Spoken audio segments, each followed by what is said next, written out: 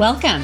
I am marketing expert and business coach Melissa Kellogg-Lewick, and this is the Doing Business Like a Woman podcast, where we are exploring and teaching you how women are reinventing the way business is done and money is made to help you create greater impact and financial freedom, one business at a time. Well, hello, my friends. How are you? I hope you're having a fabulous start to your week or whatever day you're listening to this, but I'm having a great start to my week. I'm actually recording this on a Monday, and I know that that's normally the day the podcast gets released. So I feel like I'm right in sync with you if you are one of those that listens to the podcast the same day that it comes out. But so I wish you a fabulous week and hope you had a great weekend. We had a very good weekend. It was all about just getting stuff done at home. It was nice to be home. The kids are back in school. They had their first week of school last week. Everybody survived, but it's always a little exhausting, right? Like getting used to a new schedule and just getting back in that school year routine. So we're kind of in a little time of transition, but we're doing well. And so it was nice to have kind of a down weekend. The kids were social, got to see friends and stuff. So that was good. And now I am back at it, back at the desk and ready to roll. I really just want to say I love this time of year. After the kids get back to school, I feel like June and July for me is I'm working and whatever, but I feel like it's just a little bit of a looser schedule and it's loosey-goosey, and I'm wanting to do summer things and hang out. And so this time of year rolls around and I'm like all fired up because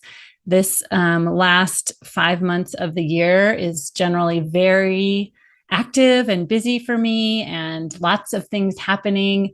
So, and this year will be no different. So I'm really excited to just jump right into that. And I feel like if you are feeling that lull, just think about there's still like 4.5 months left. Well, when this comes out, maybe 4 months left in the year.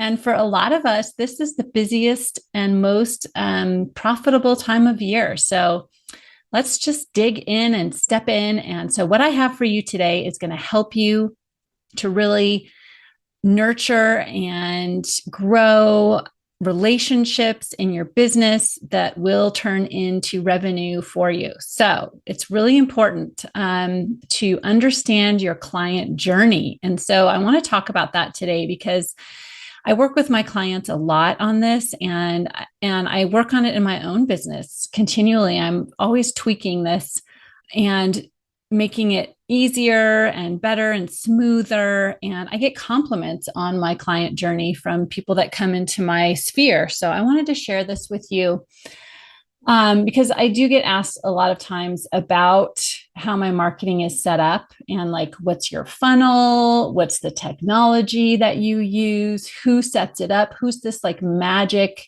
team or vendor or software that you use? And how can I get all of that? And so I'm going to take you under the hood, behind the scenes, whatever, and answer all those questions. But what I want to first highlight is that when we think when we ask those kinds of questions, sometimes what it signals to me is that people think that that how I have my marketing set up is why I've been able to build a 6-figure coaching business. And that's partially true. The truth is yes and no, but it's not just the marketing system, right? It is about the thoughts behind the setup. I have created the system around growing relationships and trust with all the people in my audience, in my orbit, and creating relationships with every single one of them. And I think about how I want to be showing up and how I can create a system that is manageable for me. And so that's what we're going to talk about today.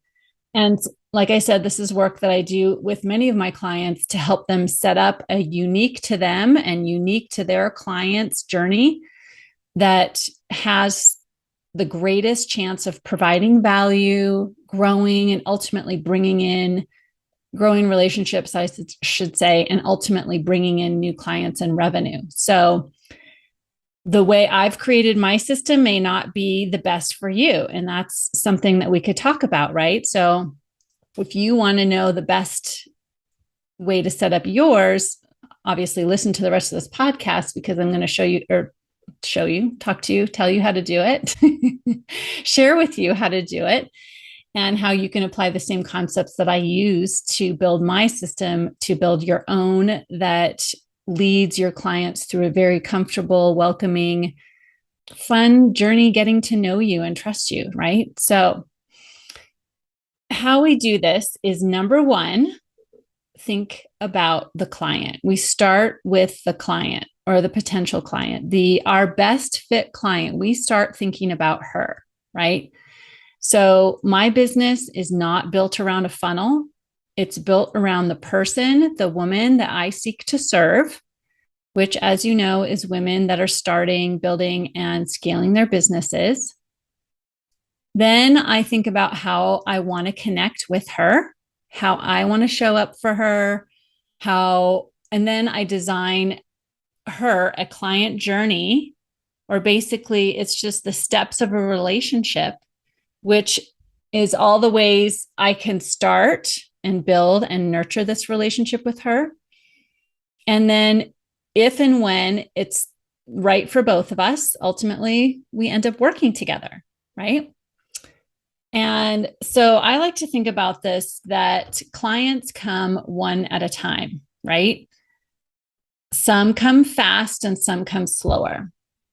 So I like to think about it like my tomato garden. So you plant all your seeds and the little plants grow and the little tomatoes grow on the vines. And first they're green, but they all turn red at different times and different speeds. But every day I'm still out there watering, fertilizing, taking care of those plants, and nurturing those plants, even though some of them will mature and ripen faster than others. So I like to think about one woman at a time and her journey to learning about me, helping her understand exactly who I am, what I do, how I could help her, and then helping her in all the ways that she needs and wants with the value that I put out, and in her own time and on her own terms, right? Like I'm not going to force and convince or cajole or pressure. That's not how I like to work. I'm going to give you all the value, and then you get to decide when you want to work with me or when you think it might benefit you and your business to work with me, right? And so that's what I think about. So I'm always putting out the value, and I don't hold anything back. Like whatever I put out here on the podcast or in my emails, on social media, is the same stuff that I work with my clients on. It's like the container, of free value is it's not all put together and personalized for you and your business. And then obviously my paying clients get that personal attention, but all the value is similar, right? So I like to think about all the ways that I start out by thinking in designing a client journey is to first think about all the ways that my best fit client learns about me. And then what you can do is you can even like take a piece of paper or a whiteboard, however you like to draw and think and write, and think about all the ways that your best fit client learns about you and write those across the top of your paper.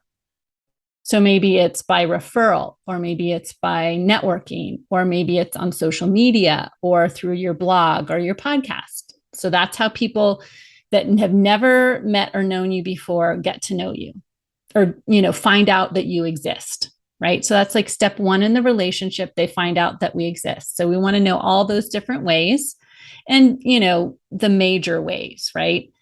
So then the next step is to think about, for each one of those ways that someone learns about you, what is their next step?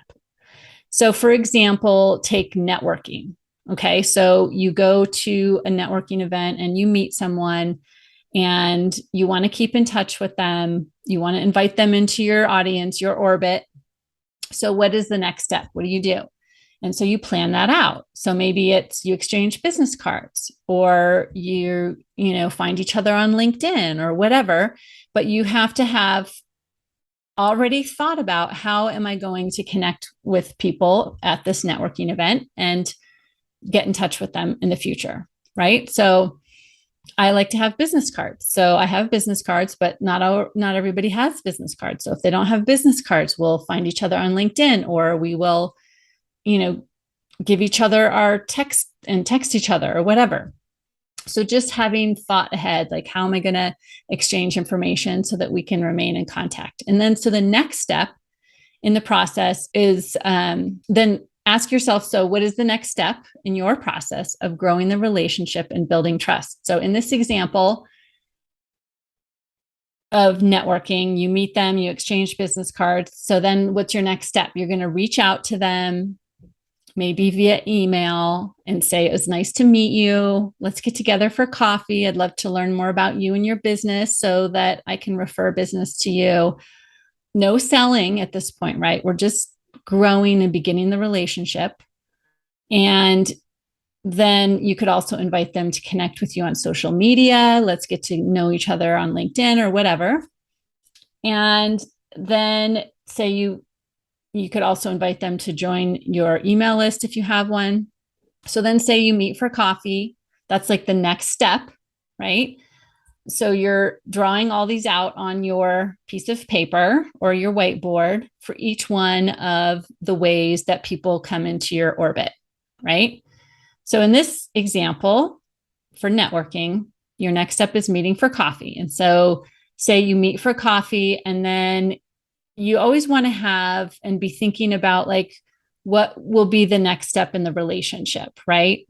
So maybe, and what I have always found to be the most effective is being more of a giver than an asker. Like, don't ask anybody for anything, right? Offer something to them, offer them value, offer them, ask them, how can I support you? You can, maybe come up with an idea for a collaboration, or think of a client or a contact that you want to connect them with, or you could invite them to another networking group, if that's something they're interested in. Just think about, how can I offer value to them in this situation? And so some relationships will need to be nurtured, like I was talking about with the tomatoes, for a long time. Like, I have clients now that I've known for years and years, right? And now they have become clients, but it's taken years and years, and I was, never actively selling to them, but it's just years of developing that relationship. And then other clients, they like find out about you, they see you on Facebook, they reach out and they, want to have a meeting to discuss working together, and they sign up right away. And that's just the way business is. So what we need to be thinking about is, how can we accommodate both of those fast and slow clients opportunities in our marketing? And so when we do that, we create a very balanced streams of marketing. We have a system where we are bringing in people that want to work with us now. And then we have a system where we're bringing in people that want to work with us later. And so it creates that continual, consistent business coming in, right? So you also want to think about, someone comes to you or messages you on Facebook and says, I want to know how I can work with you, or I'm interested in working with you. What's our next steps? Then you want to be able to have a good next step, right? So for me, I send them a link to my calendar and say, let's get on a call and get to know each other. And so think about what that is for you. And you have your client journey, and you're going to fill that out, right? Of each step. So they reach out to you via direct message on social media. What's the next step? You invite them to a call with you, or, whatever it is, your process, you get to create it. And so what I want us to be thinking about for each one of these steps is like, what is the next logical, comfortable, non-pushy, non-salesy step? And a step that feels very natural, right? And I joke sometimes that it's like, building a romantic relationship where if someone comes on too strong, or they're like, after a coffee date, they want to go away for a weekend, and you're like, wait, no, no, no, no, that's too much too soon. So it's similar. We want to kind of be thinking about this in a similar way. Like, we don't want to come on too strong. We want to respect and honor the other person, and honor what will be comfortable for them in the next step of getting to know you, like you, and trust you, right? And like I said, it could take years. And so this is why it is important to have a mechanism where you can reach out to people and keep in touch with people. So, for example, like an email system, right? So you'd want to be sending out regular emails. So folks that have, you maybe have connection with, have, in this instance of networking, have gone on a coffee date with, and they have agreed that you could, had asked you to put them on your email list, then you're emailing them and keeping in touch with them that way. And maybe you give them a call every month or couple weeks or whatever, just to check in and say hi. And just think about, what are all the ways that you are building relationships with people and keeping in touch with them. And so I want you to think about going back to your list of all the different ways that people find out about you, having that step-by-step relationship outlined for each one of those methods. And then think about, what is the system that I need to support that?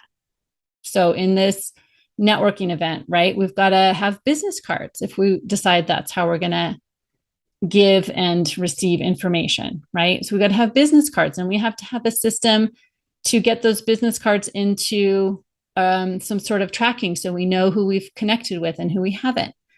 And then an opportunity for them to, be able to sign up for our email list. So we need to have an email service provider, so we can be sending out emails regularly and keeping in touch with people and building those relationships. So do that for every one of those ways that people learn about you. And when you have done that, you will have a very clean and clear client journey. And so then step by step, begin adding and building out the pieces of that you need, and keep it really simple at first, right? So in the example of the networking, you've got to get business cards. That's really not that hard. It's pretty simple, right? You can design them yourself on Vistaprint or Canva. I did mine on Canva, and my team helped me. We designed them ourselves and they print them and mail them to you from Canva. It's great.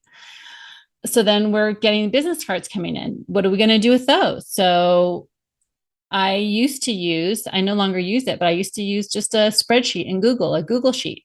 And I would have the person's name, and I would have, the date that I met them, where we met, and, maybe a little note, and maybe a note of that I emailed them or whatever, just in the spreadsheet. It was super simple. And then I would, when people became clients, I would like highlight them in green, and I could see that. So then I could kind of get an idea of how many people I need to meet before a client comes along, right? And so you could even use some technology. For example, use Google Contacts, or if you use iPhone or Apple, you can use contacts through there, where you can take notes and keep track of people's information. There are business card scanning apps, so you can scan business cards and just have that information preloaded into your contacts. So just think about that system for each one of those steps in the relationship, right? And draw it out. And I know it can sound overwhelming, but just take it step by step and say, how could I make this super simple right now with the tools that I already have? And then maybe later on down the road, you want to add something like a CRM system. I just added a CRM system myself a while back, and I use it. I don't feel like I've used it to its full capacity, but I do use it, and I'm learning little by little and step by step how to use it more and how to use it better. And so it's all part of the process, right? Like I didn't, put my business on hold for a month so I could go get training on my CRM. Like, no, that's not going to bring in money. So we have to be smart about supporting our business and keeping business coming in, even if we want to have some of this support with technology. So the CRM system I use is Pipedrive, and I like it. And it has a business card scanner app. So that's nice. For email marketing, I use Kajabi, and I use that really for the entire back end of my business. If you have any questions about that, feel free to reach out to me. Usually when I mention Kajabi, people have lots of questions, and I love it. So I'm a good case study for Kajabi. But you could use a much simpler standalone email service provider like MailChimp. I've implemented and helped lots of my clients use MailChimp. There's also ConvertKit, which I'm not as familiar with. I've used Constant Contact in the past, and that is fine. So any of those work, and I don't know how much ConvertKit costs. I know MailChimp and Constant Contact are relatively low cost. So it's not a huge investment for you. So just to recap, you're going to go through each way that people find out about you for your client journey. And then you're going to, within each one of those ways, you're going to think about all the steps, each next easy step in building the relationship. And then you're going to put the system in place that supports each one of those steps, and then make the invitations, right? And inviting people to go from step to step and building those relationships with them.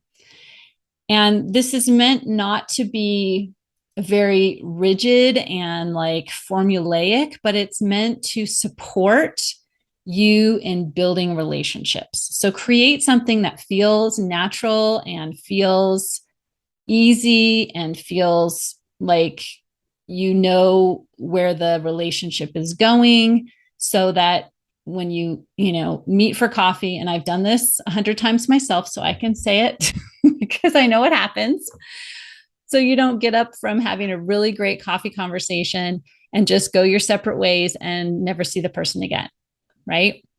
And then for me, it would be like I'd get to my car and I'd be like, oh, shoot, why didn't I, offer to, invite this person to this other networking thing? Or, oh, I got to put this person in contact with somebody else. And so having intention is all we're doing with this process, right? Like not making it too rigid, but thinking about how can I grow these relationships in a way that feels really great to me, feels like there's intention behind it, and it makes the other person feel special, right?